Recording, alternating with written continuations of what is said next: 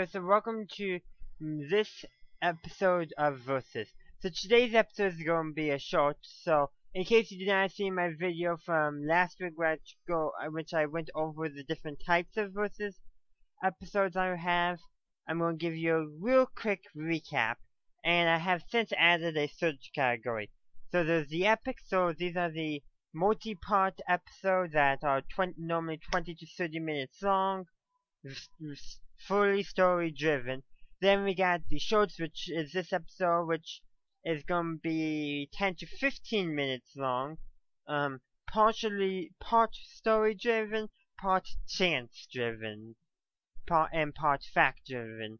So, and rarely multiple parts, 2 at best, but most of the time that won't occur like this one. And then quickies, so these are like 5 to 10 minute episodes, quickies are. Oftentimes they'll be very generic, like a generic X-Wing versus a generic TIE Fighter, for example. Very generic.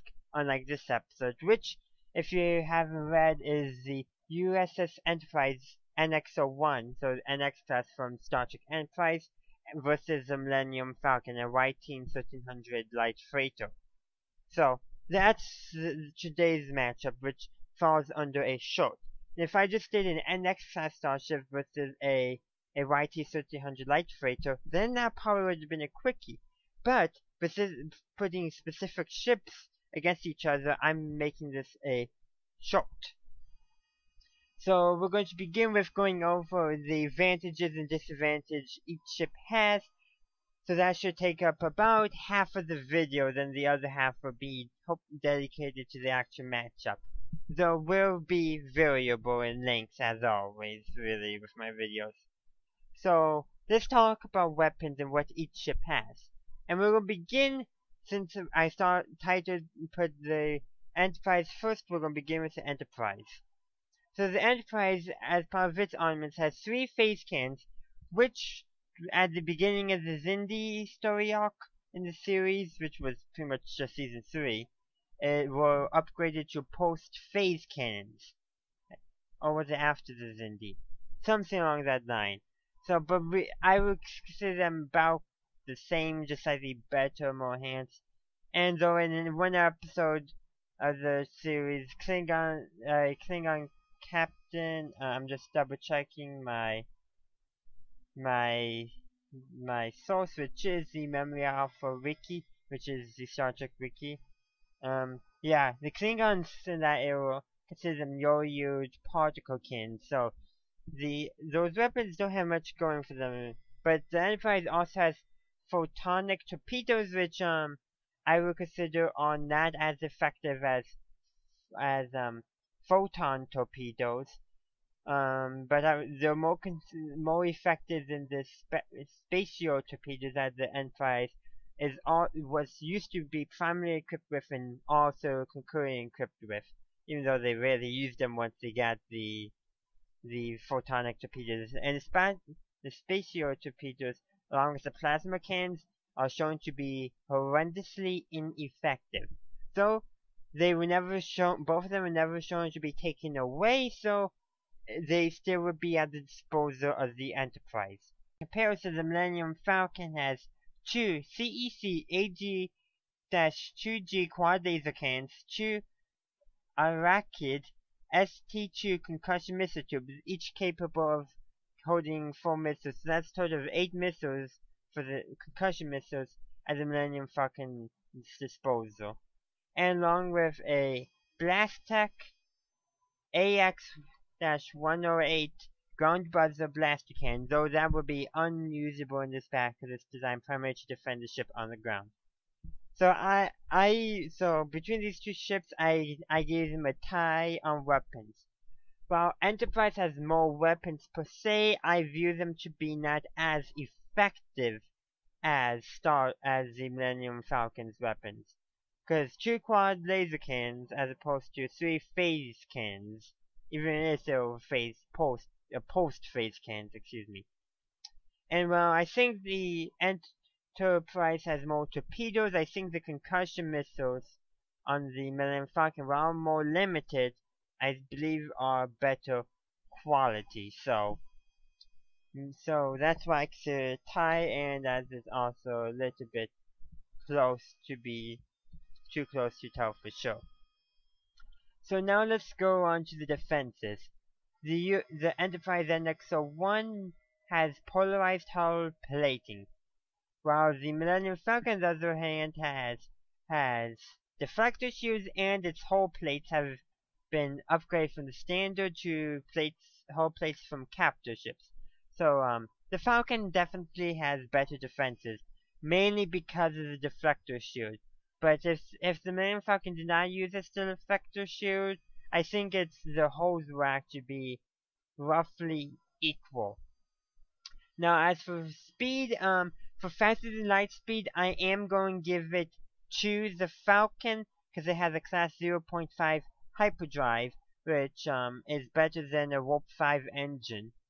But really, it's hard to say hyperdrive technology is faster, but yeah. But maneuverability. Oh, before maneuverability, I want to say sublight. I am giving sublight the sublight speed advantage, which I think will be more important in this battle, to the USS Enterprise NX-01. As for maneuverability, this is actually quite unclear. I'm mainly speculating that at faster than light speeds, the USS Enterprise NX-01 is more maneuverable because warp does not confine you in like a hyperspace type tunnel. It's more like I would consider hyperdrive comparable to the subspace tunnels that we saw in an episode of Voyager or Borg Transwarp. It's like more like hyperspace. But Warp 5 is just bending space more around you, not going into so much another dimension of space. Just bending space around you to move faster without time dilation.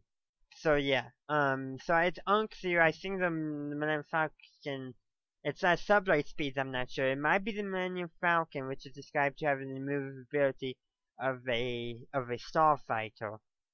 But then again, Star Trek ships are shown to be, especially Star Trek captor ships, for lack of a better term, starships are shown to be more maneuverable than Star Wars captor ships. So it's kind of hard to say there.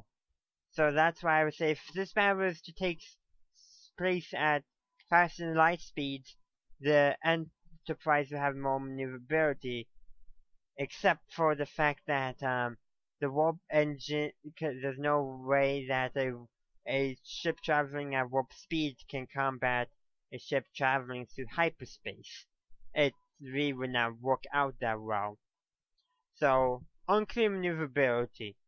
Other things I do want to mention is that the NX-01 Enterprise has a larger crew complement of 83 as opposed to the crew complement of the Millennium Falcon, which is full, though it can be operated with just one. However, for this matchup, only Han and Chewie will be on the Falcon, so no other support.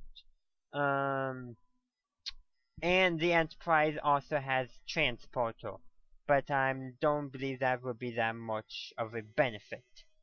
So now let's get into the actual story. So how these two ships meet is unimportant. We don't care how it happens. It just happens and they start firing each other in random space.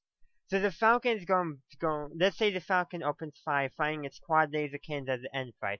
The Enterprise will return fire with its phase cannons, and will attempt to hit the Falcon. But the Falcon will ignore the hail and will continue firing at it, with the occasional torpedo launch. And even with the Enterprise return fire using both the photonic torpedoes and phase cannons, even in the less effective weaponry, the Falcon will most likely triumph over the Enterprise, I would say, most of the time. If I have to give a number, I would say the Falcon would win 7 times out of 10, simply because it has shields. And I consider Star Wars and Star Trek shield technology to be roughly equal. So So that's why I do believe, and since the Enterprise only has hull plating, that will not hold up long enough against Star Wars laser cannons, which are different than lasers as we kind of know in real life in the Star Trek universe. Now, before I record this, I just watched the episode of Next Generation where Captain Picard stated, I think it was Captain Picard, even though I just watched it, I have completely forgot, is the fact that lasers don't even affect the Enterprise D's navigational shield. Now, lasers are different between the two franchises. I'm just saying, they are different. And I feel like Star Wars lasers are not typical lasers. They're more like laser-charged plasma is more how it is.